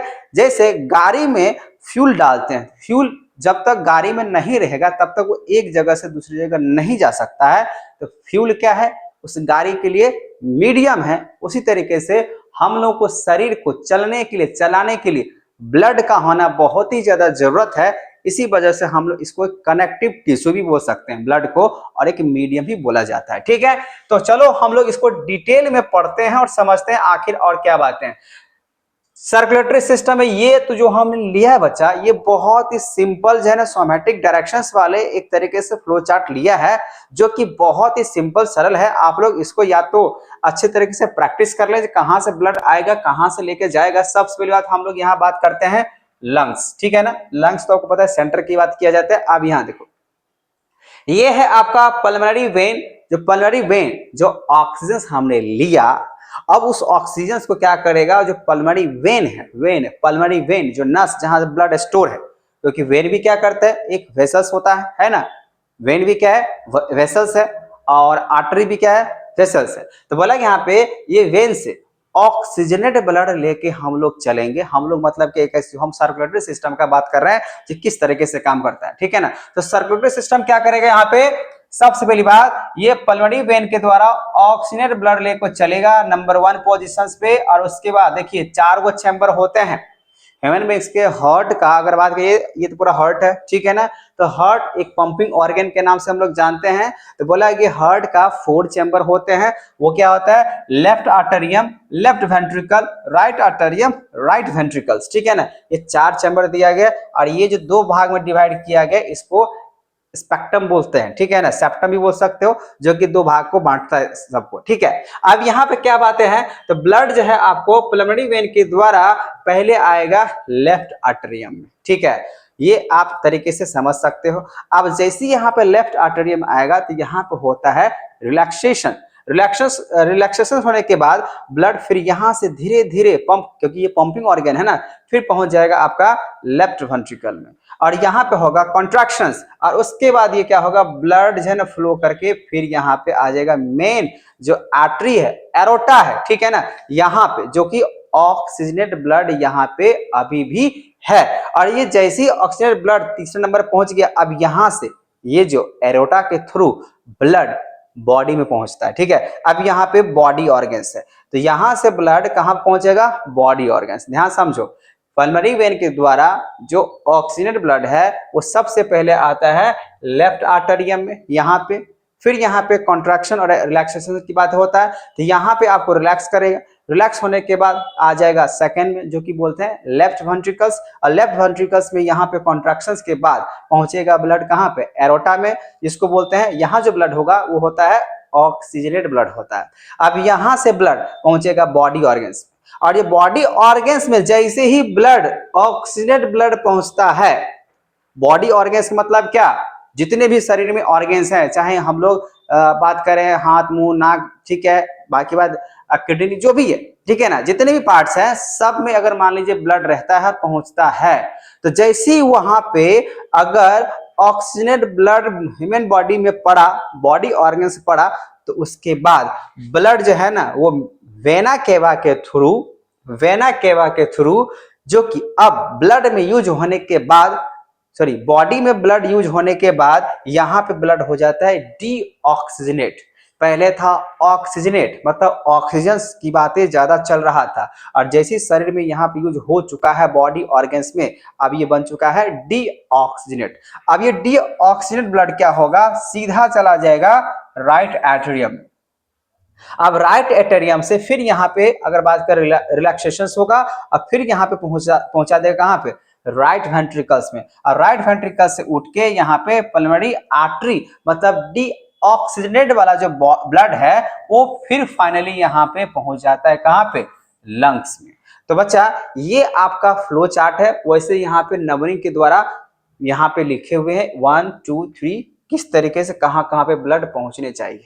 बात समझ में आ गया, इसको अच्छे तरीके से आपको नोट करना है, पढ़ना है, ठीक है ना, याद करना है, स्क्रीनशॉट लेना है, ले लो, क्योंकि यहां से क्वेश्चन आपको बनता है, क्योंकि हो सकता है आपको कहीं ना कहीं बीच में जो है ना मिसिंग दे देगा, जब भाई इसके आगे क्या, या तो आपको ये भी दे सकता है जो हर्ट होते हैं उसमें आपको वही सेम चीजें हैं, ठीक है, सेम प्रोसेस है, आपको बस ये ध्यान रखना है जो एरोटा में क्या होता है, फिर यहाँ पे देखना पड़ेगा जो वेना केवा में क्या होता है, तो एरोटा में होता है ऑक्सीजनेट ब्लड, आर्टरीज में भी क्या होता है ऑक्सीजनेट ब्लड, वेन में अगर बातें करें तो क्या होता है डीऑक्सीजनेट, ये लेकिन ये पल्मोनरी वेन है, ठीक है ना, तो सिर्फ अगर बात किया जाएगा तो जो सिर्फ मतलब वेन है तब तो डीऑक्सीजनेट हो जाता है, लेकिन आर्टरीज में क्या होता है एक तरीके से ऑक्सीजनेट ब्लड होता है, ठीक है। ये एक सिस्टमैटिक सर्कुलेशन हमने यहाँ पे बताया आपको, और आई होप आपको समझ में आ गया होगा।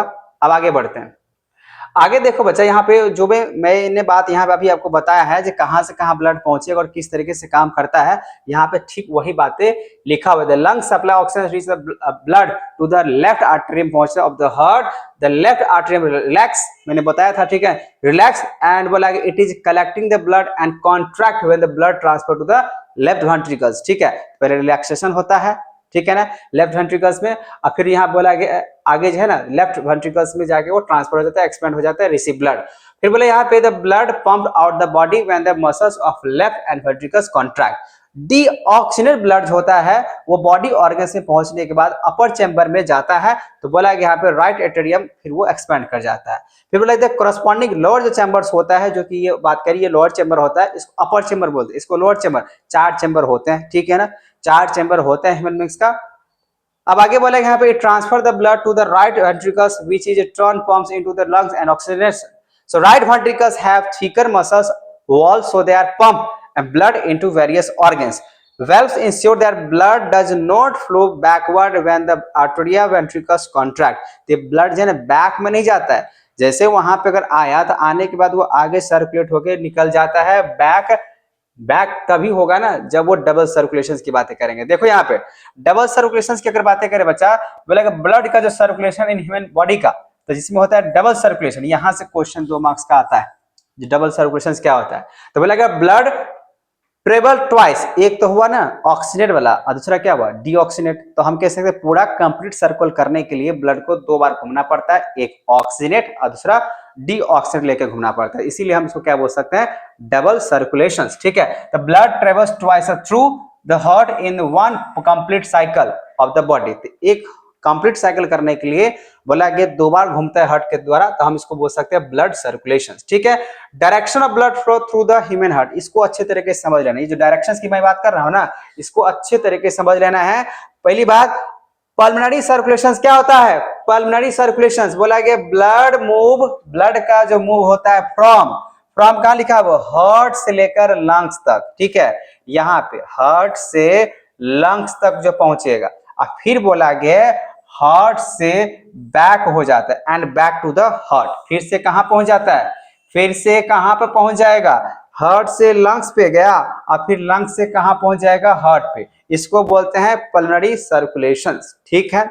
दूसरी बात, सिस्टमैटिक सर्कुलेशन किसको बोलते हैं? Blood move from the heart, ये हार्ट से निकलेगा और फिर रेस्ट ऑफ द बॉडी में चला जाएगा, rest of the body part में चला जाएगा और फिर बैक टू द हार्ट। ये रहा डायरेक्शंस। इस तरीके से पहले हार्ट में जाएगा, फिर बॉडी ऑर्गन्स में चला जाएगा, फिर हार्ट में चला जाएगा। इसको बोलते हैं सिस्टमैटिक सर्कुलेशंस। तो बच्चों इसको अच्छे तरीके से समझ लेना है, लिख लेना है, क्योंकि बहुत ज्यादा इंपॉर्टेंट है, क्योंकि आपसे क्वेश्चन पूछ दिया जा सकता है जब पल्मोनरी सर्कुलेशन और सिस्टमैटिक सर्कुलेशन में क्या डिफरेंसेस है, तब बताओगे। जो हार्ट से जो लंग्स की तरफ गया फिर जो है ना बैक जो है ना उसी हार्ट में चला जाएगा, उसको बोलते हैं पल्मोनरी सर्कुलेशन। और यहाँ पे हार्ट के द्वारा बॉडी ऑर्गन्स में जाएगा, फिर जो है ना वो हार्ट में चला जाएगा, उसको बोलते हैं सिस्टमैटिक सर्कुलेशन। ठीक है, समझ में आ गया? आगे बढ़ते हैं। अब यहाँ पे आगे बढ़ते हैं और देखते हैं यहाँ पे सबसे इंपॉर्टेंट बात है ब्लड। तो ब्लड क्या होता है? तो blood is a connective tissue which is fluid in nature होता है। Solid components of blood, blood कॉर्पल्स बोलते हैं, ब्लड कॉर्पल्स। ठीक है। तो आरबीसी जिसको बोलते हैं रेड ब्लड सेल्स की बातें करते हैं, तो रेड ब्लड सेल जो आरबीसी की बातें करते हैं, ये क्या होता है इसमें? ये क्या करता है? Carry O2 and CO2 and also contains the hemoglobin which impart red color to the blood. ठीक है। तो रेड पिगमेंट की वजह से ये हेमोग्लोबिन रेड तो होता ही है। बोला गया है हेमोग्लोबिन में क्या हो, सॉरी आरबीसी में क्या होता है? O2 और CO2 की बातें किया जाता है, लेकिन यहाँ पे एक हीमोग्लोबिन जो कंटेन करेगा, हेमोग्लोबिन जो कंटेन करता है बच्चा, वो आरबीसी में ही होता है। ठीक है, ये बातें आपको समझ में आ रहा है? अब हम लोग आगे की अगर बात देखें तो है डब्ल्यूबीसी। तो डब्ल्यूबीसी क्या है? व्हाइट ब्लड सेल्स है, जो कि एक तरीके से जर्म्स को किल करने के लिए होता है। जब भी अगर ऐसा कुछ अगर होता है तो सबसे पहले डब्ल्यूबीसी एक्टिव होता है। ठीक है। तो आप यहाँ पे देख सकते हैं इट प्रोवाइड्स बॉडी डिफेंस, ये बॉडी को एक तरीके से डिफेंस करता है किसी भी तरीके से एंगोफाइन या हम कह सकते हैं germs and the produce antibodies. ठीक है। तो सबसे पहले यहाँ पे जब भी कहीं पे कट छट जाता है तो सबसे पहले व्हाइट ब्लड सेल्स एक्टिव होता है। बाकी बात जो आरबीसी है ये तो O2 और CO2 को कैरी करने के लिए काम करता है। अब आते हैं बच्चा ब्लड का प्लेटलेट्स। ये जो ब्लड प्लेटलेट्स होता है, it help in the blood clotting, it helps in blood clotting during injury. देखिए क्या होता है ना, जब कहीं पर कट फट जाता है तो जल्दी अगर ब्लड अगर रुक नहीं रहा है, इसका मतलब प्लेटलेट्स की कमी है। तो यहाँ पे प्लेटलेट जिसकी बॉडी में अगर सही मात्रा में होता है, तो जो भी अगर इंजरी अगर होता है ब्लड का, कटिंग उटिंग का, कहीं कट उठ गया, तो अगर जैसे ही होता है तो सबसे पहले ब्लड प्लेटलेट्स एक्टिव हो जाता है। सबसे पहले तो ये एक्टिव होता है, लेकिन उसके बाद जो उसको सुधार करना है, रिपेयर करना है, क्लोटिंग को रोकना है, ब्लड को रोकना है, तो यही काम कर सकता है ब्लड प्लेटलेट्स। ठीक है। लिक्विड कंपोनेंट्स की बात करें, इससे प्लाज्मा की बात करते हैं, जो येलो इस कलर का होता है। प्लाज्मा जो होता है बच्चा वो क्या होता है? येलो कलर का होता है। It is a very yellow, लिखा भी है, it is a yellow colour fluid which contains 90% water और 10% क्या होता है? ऑर्गेनिक मटेरियल्स होते हैं, सब्सटेंसेस होते हैं। इसको बोल सकते हैं हम लोग प्लाज्मा। तो लिक्विड कंपोनेंट जिसको बोलते हैं प्लाज्मा। तो एक तरीके से कह सकते हैं आरबीसी, डब्ल्यूबीसी, प्लेटलेट्स, प्लाज्मा, ये जो होता है कंपोनेंट्स हम कह सकते हैं ब्लड का। तो सॉलिड कंपोनेंट्स ब्लड का ये सब दिख रहा है। तो आरबीसी समझ में आ गया, जो O2 और CO2 को जो है ना कंटेंट्स करता है और साथ में हेमोग्लोबिन की बातें करते हैं। डब्ल्यूबीसी एक तरीके से डिफेंस वाला काम करता है, और ब्लड प्लेटलेट्स है वो ब्लड क्लोटिंग में काम करता है। ठीक है, यहां तक बात आपको समझ में आ गया। चलिए अब हम लोग यहाँ पे, तो आपको ब्लड प्लेटलेट्स, डब्ल्यूबीसी, आरबीसी ये सब समझ में आ गया। तो चलिए हम लोग अब आगे देखते हैं यहाँ पे, जो इसके बाद हम लोग लिम्फ का काम क्या है। लिम्फ अगर बात कहा जाए बच्चा, तो ये एक ऐसा चीजें हैं जो एक मीडियम की तो काम करता ही करता है। जो बोला कि it is a yellow is fluid which escape from the blood capillary into the intercellular space. ये एक ऐसा काम करता है जो एक से दूसरी जगह काम तो भेजने का तो है ही है, ठीक है, और साथ में जो है ना वैसे अनवांटेड चीज जो अगर मान लीजिए भेजने वजने के चक्कर में ऐसा कुछ अगर हो जाता है, तो उसको खत्म करने की साफ सफाई, मतलब सिंपल से भाषा में कह सकते हैं ये काम करता है। ठीक है, so capillary into the intercellular space बोला गया, it contains less protein than blood. ठीक है, ब्लड से थोड़ा सा कम अगर कहें तो प्रोटीन्स होते हैं, ब्लड में प्रोटीन की मात्रा ज्यादा होता है। इट फ्लो बोला गया यहाँ पे, ये जो लिम्फ है कहां से आएगा? From the tissue to the heart. कहां से? Tissue to the heart which help in the transportation. मैंने अभी बताया आपको, ये एक हेल्प करते एक जगह से दूसरी जगह ट्रांसपोर्टेशन का काम करता है, और डिस्ट्रॉइंग जर्म्स। अब इसको इस तरीके से समझ सकते हो, ये फ्लो जो होता है कहां से, टिश्यू से लेकर हार्ट में होता है, ठीक है। ये किस में हेल्प करता है, ये ट्रांसपोर्टेशन में हेल्प करता है। और साथ ही लिखा हुआ किसी प्रकार के जो जर्म्स अगर होता है उसको डिस्ट्रॉय करने का काम होता है लिम्फ का, ठीक है। It carries digested and observe fat. ये भी देखो, ये भी साफ साफ लिखा हुआ है, ये किसी प्रकार के अगर फैट अगर बन जाता है उस फैट को एक तरीके से ऑब्जॉर्ब करेगा और फ्रॉम द इंटेस्टाइन, जो आपको पता होगा लार्ज इंटेस्टाइन की बातें करते हैं या स्मॉल इंटेस्टाइन का, so intestine and drains excess fluid from the extracellular space back into the blood. और जो भी एक्स्ट्रा अगर सेलुलर स्पेस होता है उसको फिर से ब्लड में भेज दिया जाता है ताकि वो डाइजेस्ट करके अच्छे से काम कर सके, ठीक है। तो ये होता है लिम्फ का काम, जो कि ब्लड से थोड़ा कम प्रोटीन होता है, जो टिश्यू से हार्ट में जाता है, और इसका काम है ट्रांसपोर्टेशन में हेल्प करना, और साथ ही साथ ये जर्म्स को डिस्ट्रॉय कर देता है और ये फैट को थोड़ा सा डाइजेस्ट करने का भी काम करता है, ठीक है। ये आपको मैंने बोला, आपको इस तरीके से नोट्स भी कर लेने, ठीक है। अब आगे सुनो, टाइप्स ऑफ ब्लड। तो टाइप्स ऑफ ब्लड की अगर बात करें, there are two types of bloods होते हैं, एक होता है आर्टरीज, दूसरा होता है वेन। आर्टरीज क्या है, थोड़ा सा डिफरेंस देख लेते हैं क्योंकि एग्जाम में यहां से भी क्वेश्चन आते हैं।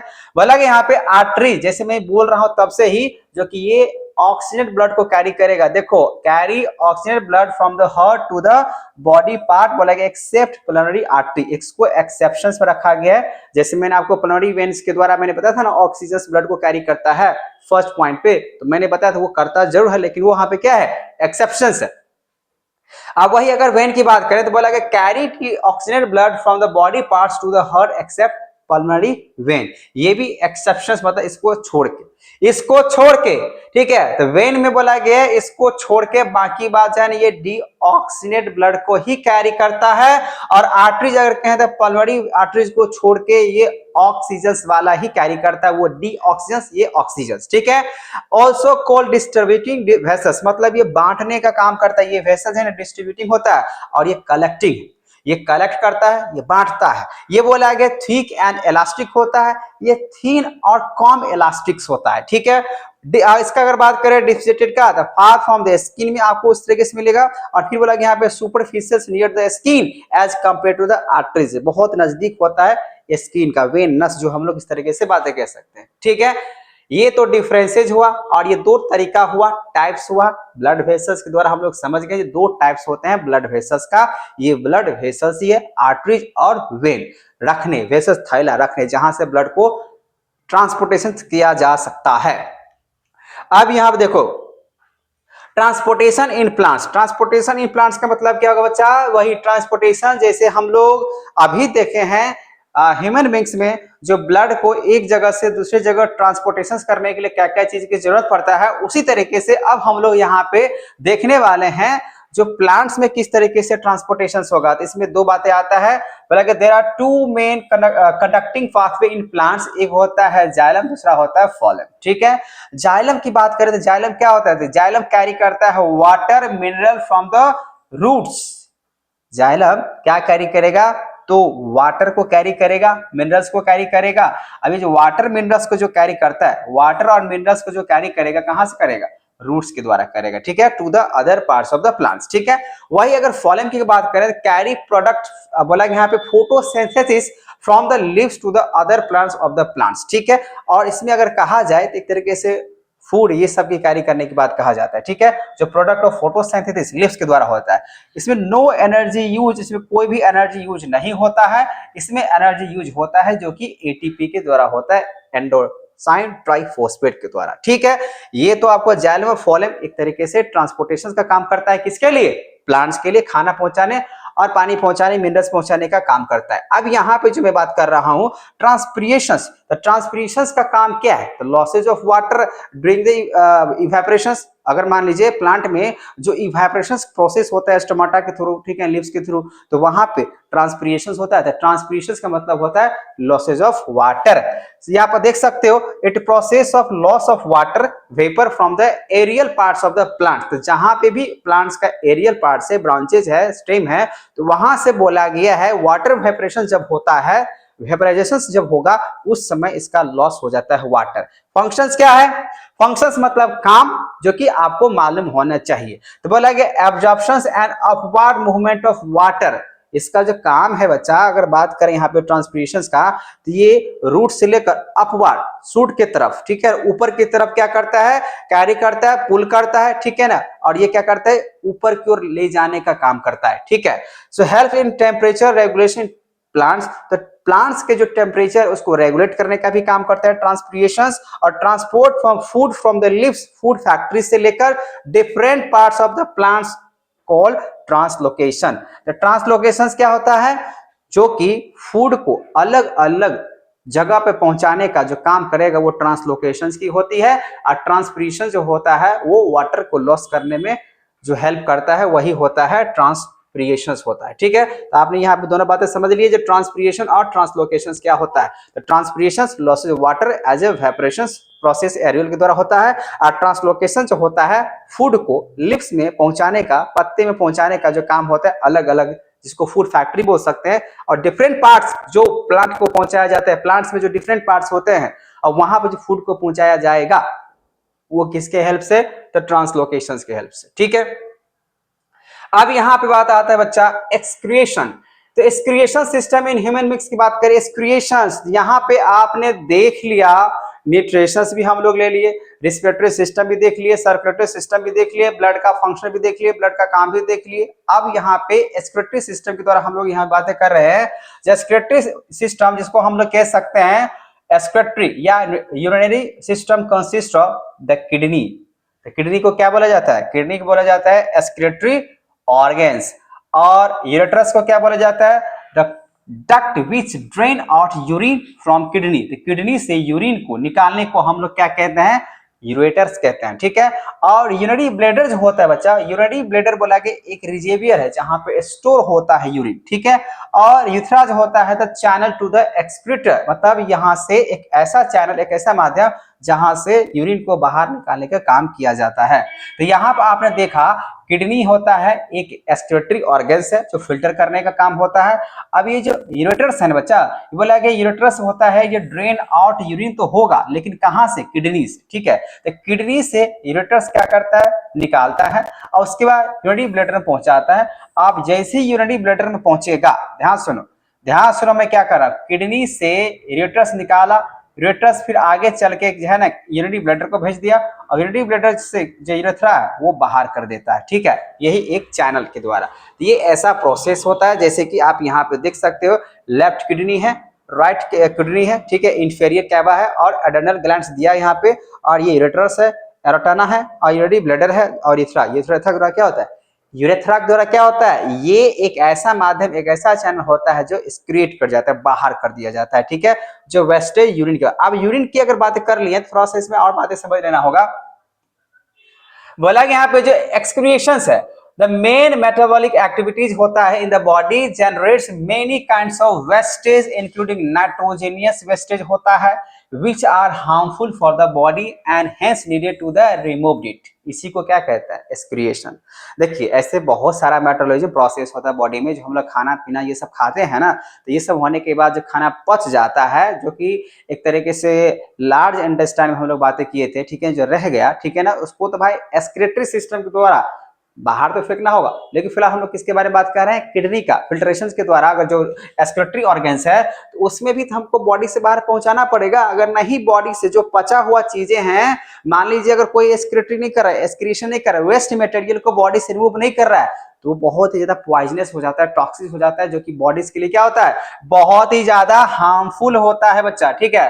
तो बोला गया इसको नीड करना है, क्या इसका क्या हो सकता है? रिमूव करो। So excretion is a process by which these wastage are remove from the our body, ठीक है। अब unicellular organism remove this wastage by the simple diffusion, जैसे मैंने आपको अमीबा या पैरामीशियम के बारे में बताया। लेकिन अब जैसे कि हम लोग के बॉडी में, हम लोग कहने का मतलब ये हुआ जो मल्टी सेलुलर है, खासकर एनिमल्स की बातें करें, जो नाइट्रोजनियस वेस्टेज होता है उसमें क्या क्या आता है? अमोनिया आता है, यूरिया आता है और यूरिक एसिड आता है, ठीक है। अमोनिया जो मोस्ट टॉक्सिक होता है और जो रिक्वायर है लार्ज अमाउंट ऑफ वाटर, इसको ज्यादा पानी की जरूरत पड़ता है, किसको? अमोनिया को। बहुत ज्यादा टॉक्सिक है। और यूरिया की बात करें लेस टॉक्सिक है, लेकिन इसमें कम पानी की जरूरत पड़ेगा। और यूरिक एसिड बोला गया लिस्ट टॉक्सिक है, सबसे कम इसी में मतलब रहता तो ही है, लेकिन बोला गया excretive with minimum water loss, इसमें वाटर थोड़ा सा कम लॉस होता है, उसमें ज्यादा उससे थोड़ा कम। ठीक है, तो ये होता है आपका नाइट्रोजनियस वेस्टेज में, जो कि आप यूरिन को हो या आप जो भी कह सकते हो। अब यहाँ पर आप देख सकते हो मटेरियल एक्सक्रीटिव नाइट्रोजनियस वेस्टेज में आती है यूरिन, मैंने बता दिया। ठीक, एक्सेस ऑफ वाटर स्वेट या यूरिन इस पे लग जाता है। आगे बच्चा यहाँ पे बोला गया function of organs involve in excretory system. तो यहाँ पे कौन कौन से ऐसे सिस्टम है जो कि इन्वॉल्व होता है एक्सक्रीटरी सिस्टम में। तो सबसे पहली बात लिखा हुआ है नेफ्रॉन्स। तो नेफ्रॉन्स क्या होता है बच्चा, यहां से क्वेश्चंस आते हैं, यहां से क्वेश्चन आएगा each kidney contains many filter. जो दो किडनी होता है, लेफ्ट और राइट की बातें करते हैं, तो हर एक किडनी में अगर कहें तो बहुत सारे लगा हुआ होता है, रहता है, लगा हुआ नहीं रहता है, रहता है क्या, नेफ्रॉन। ठीक है, नेफ्रॉन क्या है, एक तरीके से वही एक्सक्रीटरी वाला चीजें हैं जो साफ सफाई का काम करता है बॉडीज का। तो nephron are made of cluster of thin wall capillaries called glomerulus which is associated with the cup like structure, जिसकी वजह से इसको बोमन कैप्सूल्स भी नाम से जानते हैं। कुछ इस तरीके से आपको अभी वैसे दिखाने वाला हूं, कुछ इस तरीके से कैप्सूल्स के फॉर्म में होता है कि नहीं होता है, होता है कि नहीं होता है। तो इसको हम लोग इस तरीके से कैप्सूल्स के फॉर्म में होगा, इसको बोमन कैप्सूल्स के नाम से दिया गया है। The long tube which terminates through this capsules, the renal artery bring oxygenated blood to the kidney along with the nitrogenous wastage like urea, uric acid and many other substances को remove करने का काम kidney के बाद तो होता ही होता है। The blood gets filter, यहाँ पे दो काम होता है किडनी का, एक तो यूरिन को फिल्टर करने का काम होता है और दूसरा होता है ब्लड को भी फिल्टर करता है। ठीक है, तो बोला यहाँ पे the blood gets filtered through the glomerulus and this filtrate enters the tubular part of the nephron. As this filtrate moves down the tubular part, so glucose, amino acid, salt and excess of water gets selectively reabsorbed by the blood vessels, ठीक है, surrounding these tubulus। ठीक है, तो ये सब जो है इसका काम होता है। The amount of water reabsorb depends upon the, आप देखिए रीअब्जॉर्ब भी होता है, तो बोला गया है ये सब ठीक है, जब ज्यादा हो गया तो एक्सेस हो गया तो जो चीजें हैं उसको ठीक है खत्म कर देने फिल्टर करके। अब लेकिन बोला गया यहाँ पे how much excess of water is there in the body and how much nitrogenous waste needed to the excretory out. तो बॉडी को कितना जो है ना मात्रा में एक्सेस करना है, जैसे एक्सेस अगर मान ली कितना हमको बाहर निकालने, कितना हमको रखने हैं, ये एक तरीके से नेफ्रॉन अगर कहें तो एक तरीके से जो किडनी होता है वो अपने आप को फिल्टर करके तो पहुंचा देता है। तो कितने मात्रा में एक्सेस ऑफ वाटर को जो है ना बॉडी से और बॉडी में रखना है और कितने मात्रा में नाइट्रोजन वेस्टेज को बाहर निकालना है, इसके बारे में। ठीक है, so the fluid now flowing in the tubular part in the urine which gets collection and collecting duct of nephron, ये सब नेफ्रॉन का ही काम है। This collecting duct together leave the kidney at the common points of the forming ureters, मैंने बोला था अभी, each ureter drains the urine in the urinary bladder where is stored until the pressure of expanded bladder leads to the urge to the pass its through the urethra। ये सब हम बात कर चुके हैं। जो किडनी में जो फिल्टर हुआ, किडनी के बाद फिल्टर होने के बाद जो नेफ्रॉन में, किडनी में क्या होता है, नेफ्रॉन होता है, तो नेफ्रॉन का काम क्या है, फिल्टर करने का काम है, तो किडनी में है। अब किडनी जैसे फिल्टर करके एक तरीके से यूरेटर में भेजता है, अब यूरेटर क्या करेगा, एक तरीके से जो है ना पूरे तरीके से पहुंचाने के बाद यूट्रस, उसके बाद है ना यूरेथ्रा के द्वारा क्या होता है, हम लोग उसको बाहर निकाल देते हैं। ठीक है, दिस ब्लैडर इज बोला गया muscular structure which under the nervous control, ये सब जो होता है जैसे टॉयलेट लगना, ठीक है, एक नर्वस सिस्टम के हिसाब से कंट्रोल होता है। जैसे अगर हम लोग मान लीजिए टॉयलेट लगता है तो शरीर को मालूम हो जाता है, ठीक है, हम लोग को मालूम हो जाता है टॉयलेट लगा हुआ है, इसका मतलब क्या हुआ, नर्वस सिस्टम के हिसाब से कंट्रोल होता है। ठीक है, तो इसी वजह से यहाँ पे लिखा हुआ है जो किडनी, यूरेटर्स, ठीक है ना, और फिर उसके बाद हम लोग जो देखें यहाँ पे यूरेटर्स की बातें किए, यूरेथ्रा की बातें किए, उसका यूरेथ्रा की बातें किए, सब एक पे एक करके सेटअप लगा हुआ है, जिससे है ना हम लोग के बॉडी एक तरीके से सेंस कर लेता है और हम लोग टॉयलेट कब और कब कितने करना है वो पता चल जाता है। सो 180 liters of filtrate is form daily but only 2 liters is excreted out urine so that rest is reabsorb. मतलब ये 180 लीटर लगभग में जो है ना प्रत्येक दिन फिल्टर करने की क्षमता है, लेकिन हम लोग उतना फिल्टर का जो है ना बातें यूज नहीं कर पाते। सिर्फ 2 ही जो है ना जो फिल्टर होता है उसको रिमूव कर देते हैं, बाकी बात उसको फिर से क्या किया जाता है, रीऑब्जर्व कर लिया जाता है। ये रहा बच्चा आपका स्ट्रक्चर ऑफ नेफ्रॉन, जो कि आप यहाँ पे देख सकते हो। तो यहाँ पे पहले जो लिखा हुआ है ग्लोमेरुलस दिया हुआ है और ये डिस्टल ट्यूब दिया गया, यहाँ से आपको इस तरीके से प्रोमेक्सियल ट्यूब के थ्रू लूप जो है बना हुआ है, यहाँ पे पहुंचेगा एनल और एट्रोडियल के पास, और उसके बाद है ना मैकुला और डेंस ग्रैनुलर के पास पहुंचने के बाद फिर ये जो आपको रिटर्न इसमें आ जाता है, ठीक है ना, और उसके बाद ये बाहर निकालने काम करती है। फिल्ट्रेशन की बात करें, और यहाँ पे आपको अच्छे तरीके से डायग्राम दिया गया, इसको आप देख सकते हो। अब यहाँ बोलेगा फंक्शन ऑफ नेफ्रॉन। नेफ्रॉन का फंक्शन तो वैसे बता चुके हैं, लेकिन फिर से देखो क्या कह रहा है, बोला गया फंक्शन ऑफ नेफ्रॉन जो होता है ये एक्सक्रिएशन ऑफ नाइट्रोजनियस वेस्टेज का होता है to maintain the water and ionic balance, जिसको ऑसेमिक रेगुलेशंस कहते हैं। ये नेफ्रॉन का काम है, ये एक्सक्रिएशंस करता है नाइट्रोजनियस वेस्टेज का। आर्टिफिशियल किडनी क्या होता है, तो यहाँ पर आप देख सकते हो ये आर्टिफिशियल किडनी है, जो कि फिल्ट्रेशंस के लिए जब किडनी अगर खराब हो जाता है तो आर्टिफिशियल आजकल किडनी लगाए जाते हैं, ठीक है। तो बोला कि यहाँ पे हेमोडायलिसिस के द्वारा इसको लगाया जाता है। This process of purifying blood by an artificial kidney it has meet of kidney failure of patient, जिसका किडनी खराब हो जाता है वो हेमोडायलिसिस के द्वारा किडनी को लगा सकते हैं और वो पेशेंट आगे अच्छे तरीके से वो सर्वाइव कर सकते हैं, ठीक है। इसको बोलते हैं आर्टिफिशियल किडनी बोलते हैं, ठीक है। अब एक्सक्रिएशन ये प्लांट्स की बात कर लेते हैं। अभी तक हम लोग जो देख रहे थे वो एनिमल्स का एक्सक्रिएशन था, अब प्लांट्स यूज डिफरेंट। देखिए प्लांट्स भी क्या करता है, एक्सक्रिएशंस करता है, ठीक है ना, मतलब वेस्टेज मटेरियल को क्या करता है, रिमूव करता है। जैसे एनिमल्स अगर कहें तो हम लोग यहाँ पे देख लिए हैं किस तरीके से एक्सक्रीटरी सिस्टम को जो है ना लागू करता है, उसी तरीके से यहाँ पे प्लांट्स भी होता है। प्लांट्स के पास भी एक एक्सक्रीशन सिस्टम होता है। जब plants use different strategy for excretion of different product, जैसे oxygen and carbon dioxide is diffuse through the stomata, तो स्टोमाटा के थ्रू भी होता है ऑक्सीजन, आपको पता ही होगा। स्टोमाटा क्या होता है, टाइनी पोर्स, जो कि पार्ट 1 मैंने बात बताया था, ठीक है, जिसका काम क्या होता है, एक्सचेंज ऑफ गैस से। तो यहाँ पे भी वही है, जो ऑक्सीजन है ना कार्बन डाइऑक्साइड को क्या करेगा, डिफ्यूज करेगा स्टोमाटा के थ्रू, और excess of water is remove by transpiration. तो ये भी तो एक तरीके से क्या हुआ, एक्सक्रिएशन ही कहलाएगा। प्लांट्स कैन, बोला यहाँ पे, even lose some of their old parts like old leaves and bark of tree. तो प्लांट अगर पुराना हो चुका है, पत्ते झड़ रहे हैं, ठीक है, उसमें बार्क आ चुके हैं, वैक्स अगर टूट रहा है, इसका मतलब यही हुआ वो एक एक्सक्रिएशन का ही प्रोसेस है, वो एक्सक्रीट कर रहा है, ठीक है ना।